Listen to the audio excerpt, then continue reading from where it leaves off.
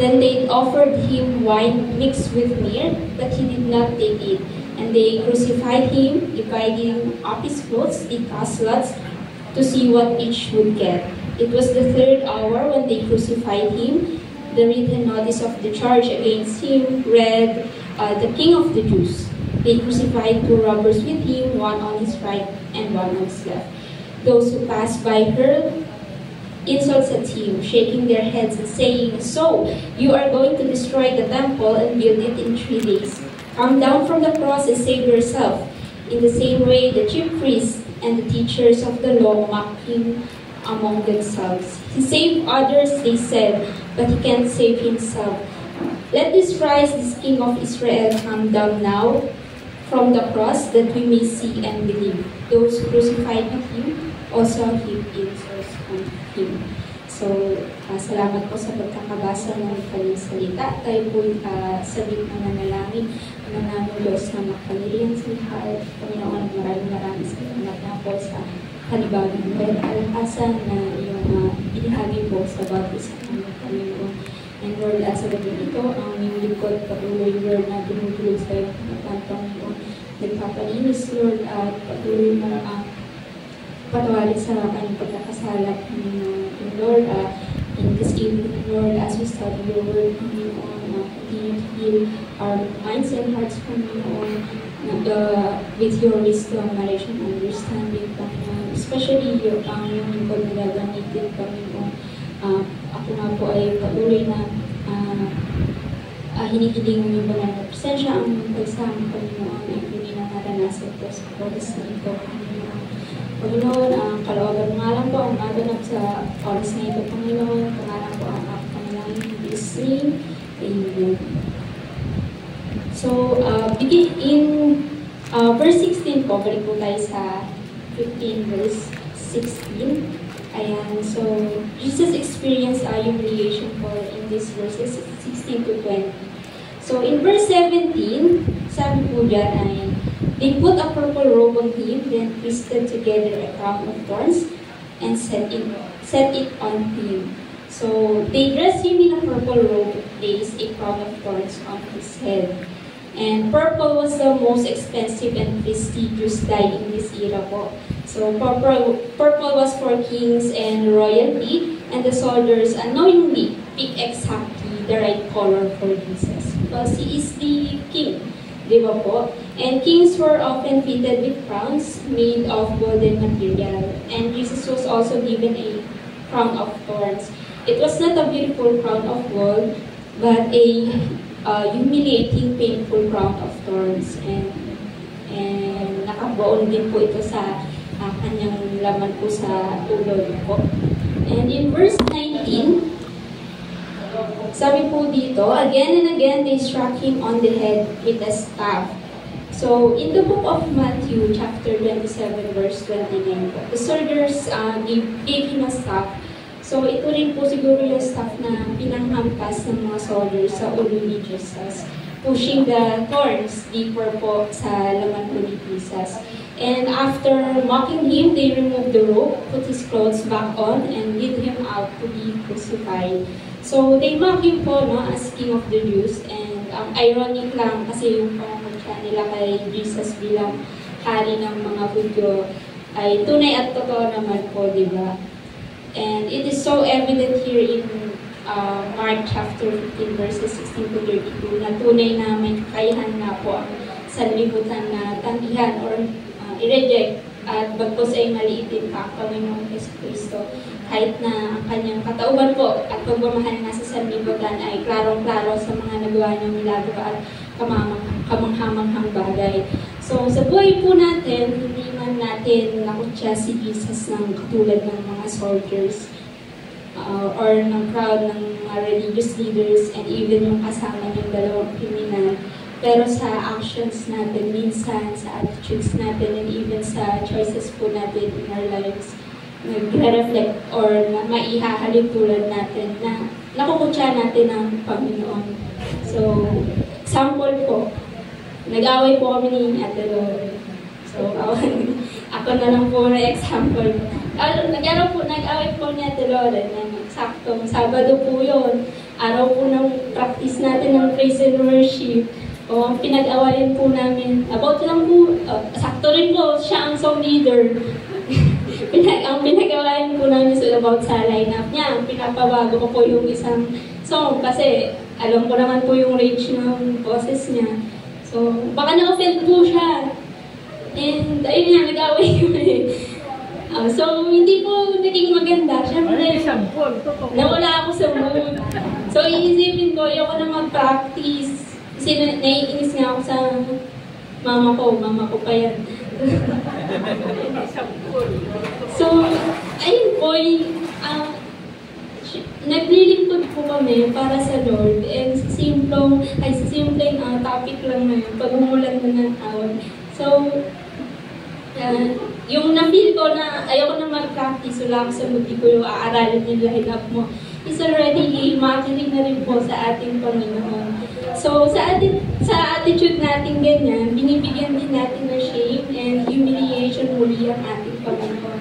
Kasi what if po may ibang tao na makasaksi o makakita sa mga pag-uugali po natin ganyan, hindi naman image lang natin yung nagkakaroon ng stain, kundi ang image din po ng Panginoon. Considering that we are already a servant of God po. And sobrang sakit din makarinig ng salita sa mga tao na yung praise po ng Kristiyano, tapos ganyan. So, ang sakit and at the same time nakakahiya sa harapan ng Panginoon. Kasi totoo, hindi lang po tayo yung napapahiya, maging ang Panginoon po na mayroon tayo. Kasi as a Christian, dapat nagre-reflect na po yung image ng Lord sa buhay natin. And kaya rin naman po tayo patuloy na naglilingkod sa kadahilan ng gusto natin magpabago at magbago po. Hindi naman din po tayo perfect. Naturally, we are just a mere human. Nakakaramdam po ng iba't ibang emosyon sa araw-araw at sa bawat sitwasyon. Pero huwag naman po sana ipagkanulo rin tayo ng sarili nating emosyon sa kasalanan. Again, normal po makaramdam ng iba't ibang damdamin depende sa sitwasyon na kinaroroonan po natin. And saka tama po talaga yung kasabihan na huwag po tayo gagawa ng desisyon kapag sobrang taas po ng emosyon natin. Kapag sobrang lungkot, sobrang galit, and even kahit kapag sobrang saya po natin. Kailangan kapag nagde-decide po tayo, kalmado or neutral yung damdamin natin para iwas regrets na rin po and makaiwas sa mga maling desisyon o gawa. And sa pagpapatuloy po natin ngayong gabi sa pag-aaral ng passage in the book of Mark chapter 15, nakikita at malalaman po natin na sa kabila ng sakit na naranasan ng Panginoon galing sa sanlibutan, makikita po natin kung paano niya na-handle and what is his response to all that physical and verbal attack that they gave him. So, punta po tayo sa verse 21. So, a certain man from Cyrene, Simon, the father of Alexander and Rufus, was passing by on his way in from the country, and they forced him to carry the cross. So, before that po, the death by a Roman crossbow po was always reserved for the lowest and most defenseless members of society. People such as slaves, prisoners of war, and violent criminals from the lower classes.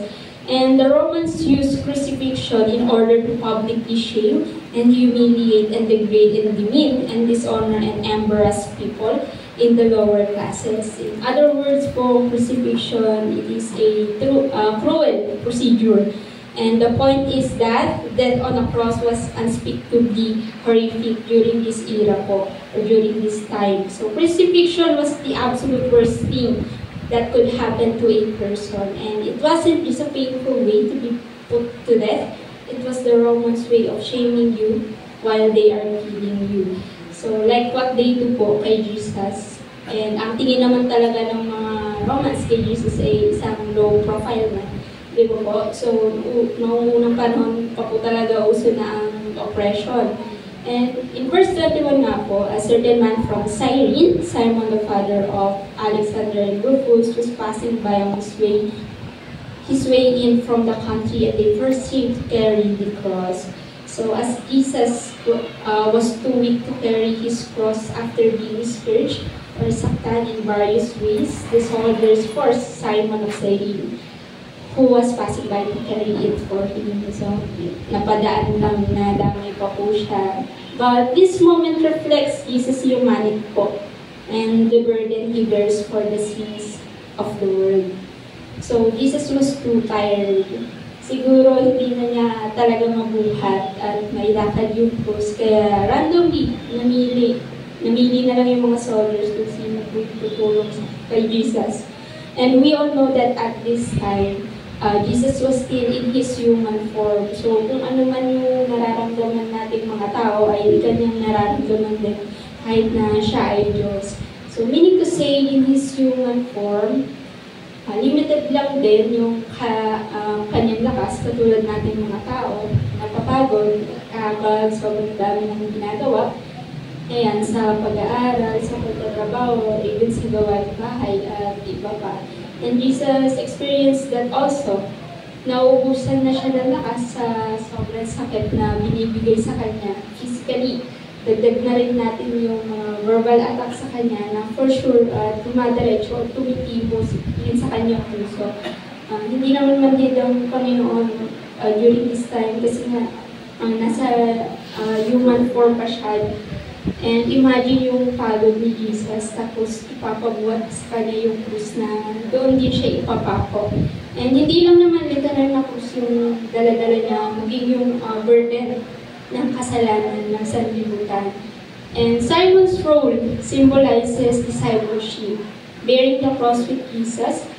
Ayan, nabanggit po yan sa Mark chapter 8 verse 34 as Jesus predicts His death.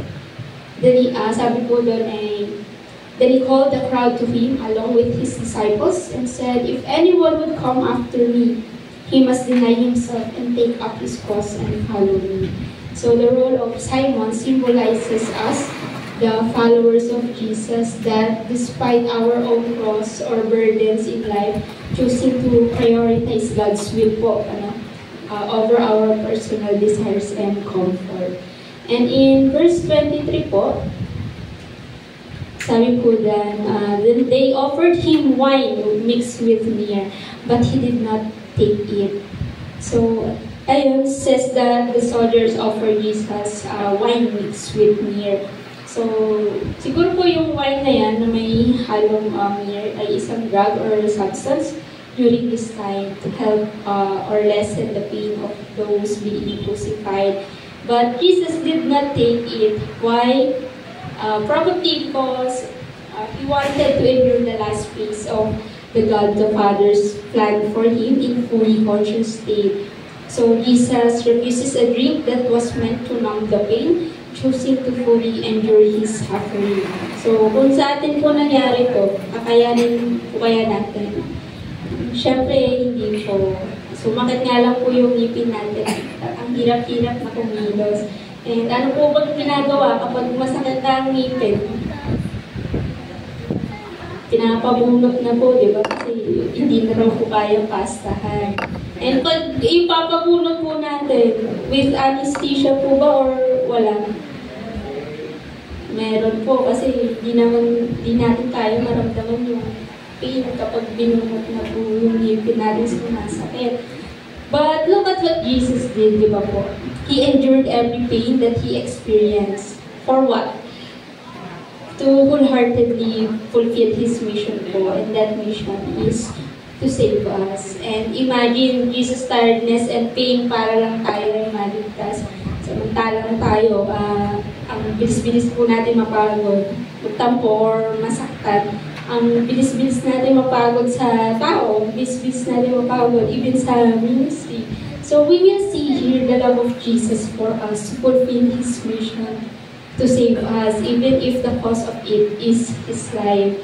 So totoo po talaga na puso at pagmamahal po talaga ang malaga. Sa ngalan ng pag-ibig, hahamakin mo ang lahat. It's like Jesus did, di ba po? And our exhaustion, yan, yung kapaguran po natin, does not glorify God. So, He's glorified when our souls find rest, joy, and satisfaction in Him.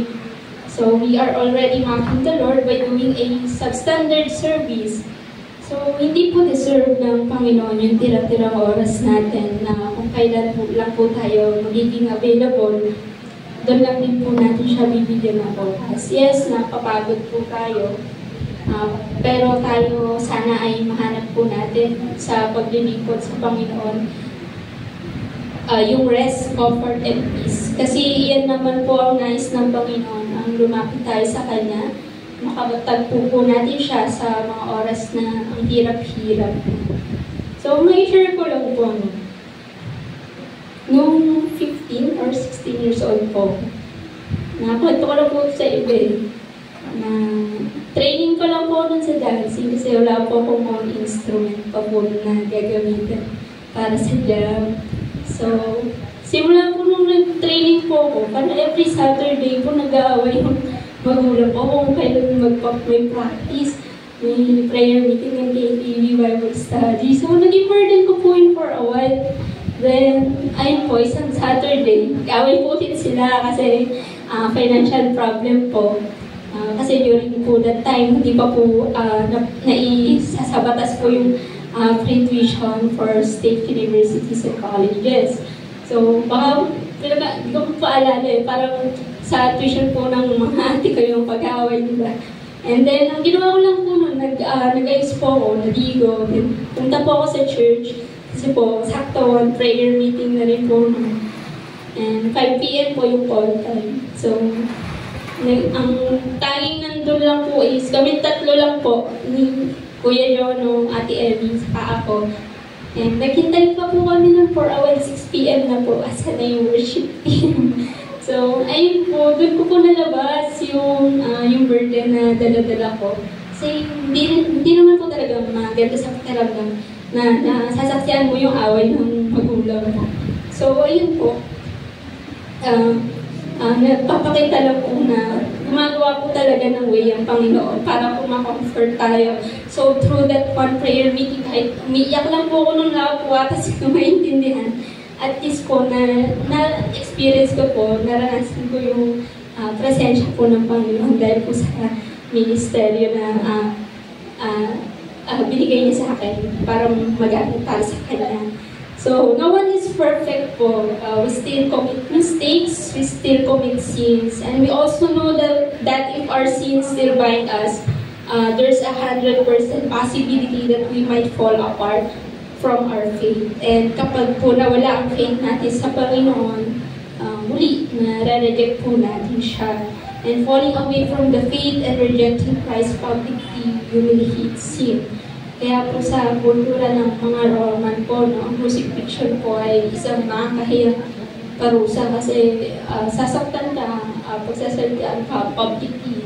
So, grabe yung exposure mo para lang i-shame ka at patayin. So, but even though we are crucifying our Lord Jesus Christ again and again through our actions and decisions in life, dahil na ang pag-ibig niya ay wagas through His holy words or the scriptures, we will be bind with Him again. According nga po in the New Living Translation of Jude, chapter 1, verse 24. Sabi po doon ay, now all glory to God who is able to keep you from falling away and will bring you with great joy into His glorious presence without a single fall. And to overcome our exhaustion to everything, faithfulness to Christ requires vigilance, but His grace is sufficient to sustain us as we remain rooted in Him. So as we continue po in verses 24, and they crucified Him, dividing up His clothes, they cast lots to see what he should get. It was the 3rd hour when they crucified Him. And in verse 26 po, the written notice of the charge against Him read, the King of the Jews. So above Jesus' head po is the charge against Him, ayun na the King of the Jews. So sobrang ironic po kasi while meant to mock Him, this title reflects the truth of Jesus' identity as King and the nature of His kingdom. So despite their intention to mock Jesus, they are actually confessing the truth by this charge against Him. Kasi Jesus is the King. He does deserve a purple robe, a crown, a staff, and a salute. and a posture of homage and respect. They thought that they are believing Jesus, but little did they know they are confessing the truth that Jesus is the King. And in verse 27 to 28, they crucified two robbers with him, one on his right and one on his left. So in verse 28 po, naka-footnote lang po ito sa NIV version ng Bible. Fulfilling daw po yung ang nakasulat po sa Isaiah chapter 53 verse 12 na he was numbered with the transgressors. So, continue po tayo sa verses 29 to 32. Sabi po dyan, those who passed by hurled insults at him, shaking their heads and saying, "So, you are going to destroy the temple and build it in 3 days. Come down from the cross and save yourself." In the same way, the chief priests and the teachers of the law mocked him among themselves. They save others, they said, but he saved others, they said, but he can save himself. Let this Christ, the King of Israel, come down now from the cross, that we may see and believe those crucified with him also heal insults of him. So, ang dami pong nangyari din dito sa verses 29 to 32. So, there are 3 sets of people who mock Jesus again. Hindi pa rin po natatapos kahit po nakapakot siya sa krus. So, sino-sino po yung 3 sets of people na to? Number 1 is yung mga passers-by, mga napadaan lang po na tao dyan. So, people passing by hurl insults, challenging Jesus to save himself and come down from the cross, echoing his earlier words about destroying and rebuilding the temple in 3 days.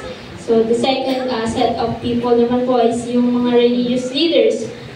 Chief priests and scribes mock him, claiming he saved others but cannot save himself, and sarcastically suggesting they will believe if he comes down from the cross. And last naman po is even yung mga criminals po, no, na kasama niyang nakapako doon ay ininsulto po rin ang ating Panginoong Jesus. So they were actually speaking the truth. However, the fact is that if Jesus had saved himself, he could not save us. So because the only way he could save others was precisely by not saving himself.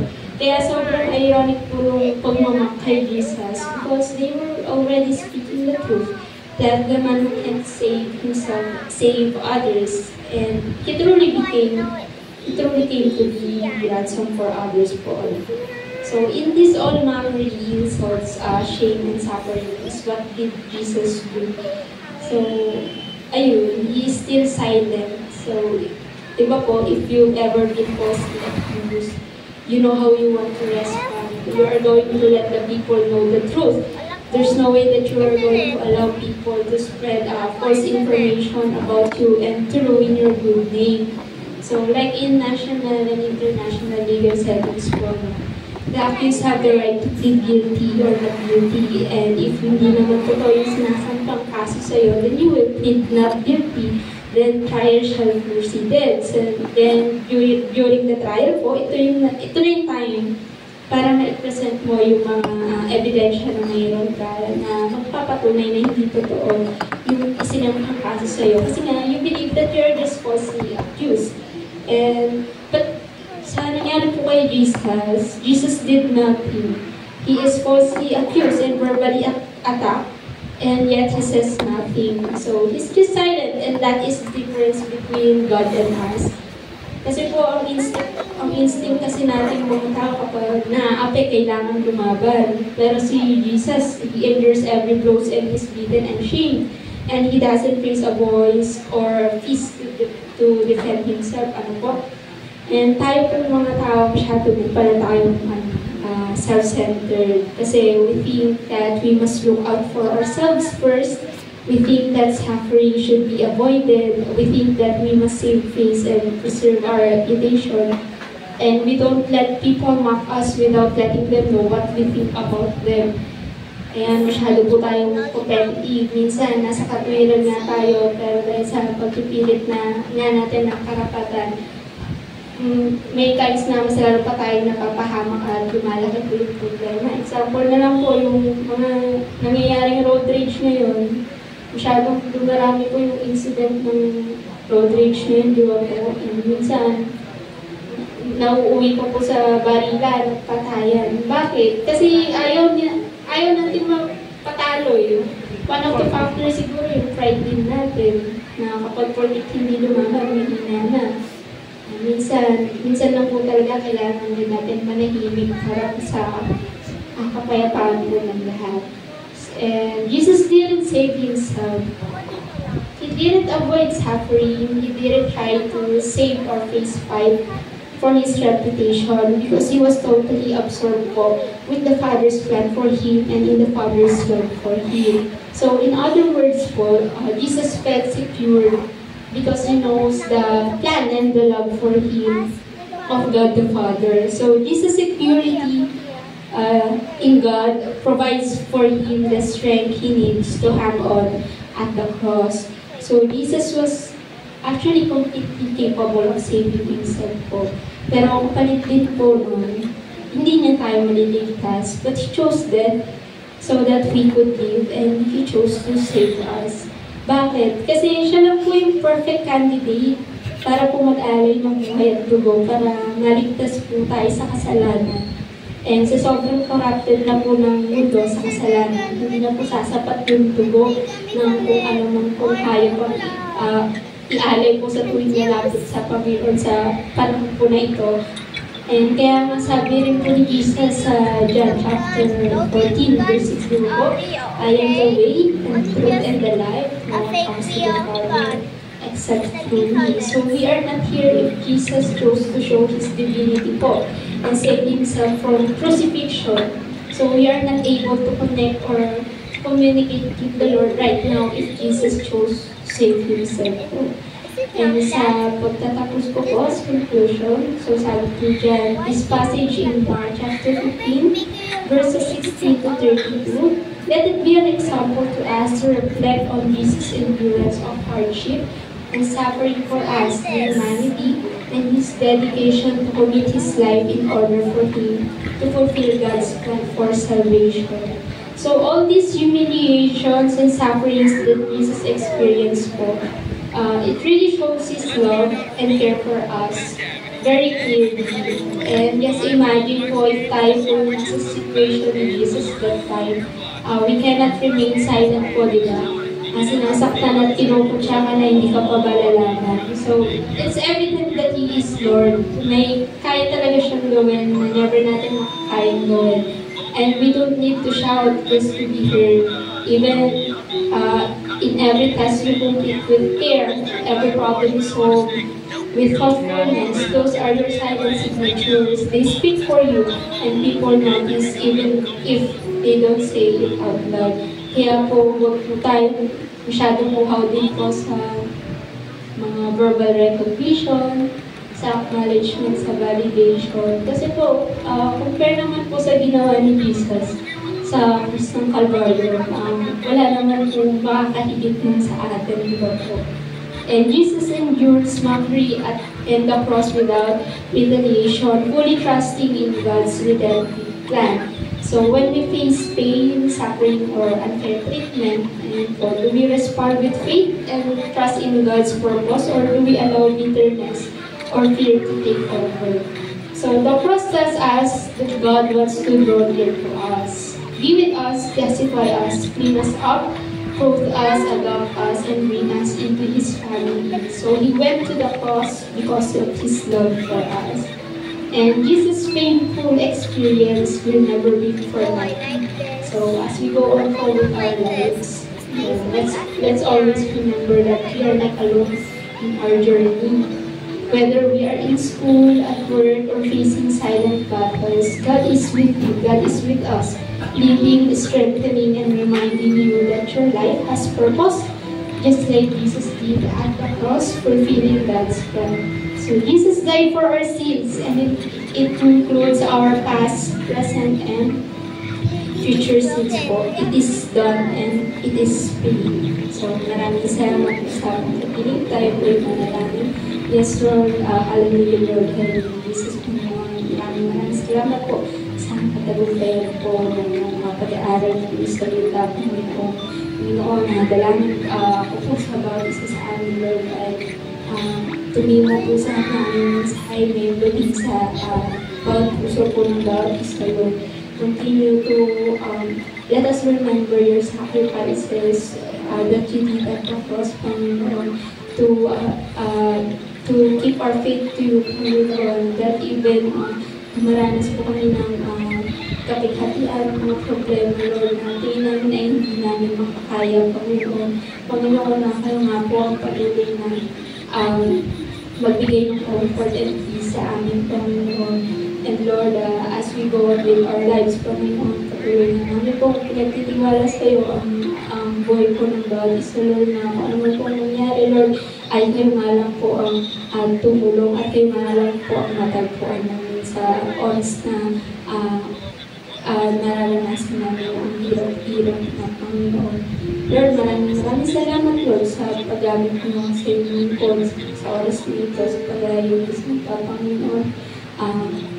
Patuloy na kayo ang bukal, patuloy na kayo po ang mag-bless. And even, Lord, sa mga bawat nakinig, Panginoon, kayo nga po ang patuloy na tumulong sa kanila, Lord, upang maglingkod sa inyo ng buong puso at buong kagalakan. Lord, maraming salamat po. Ito po ang panalangin in Jesus' name. Amen.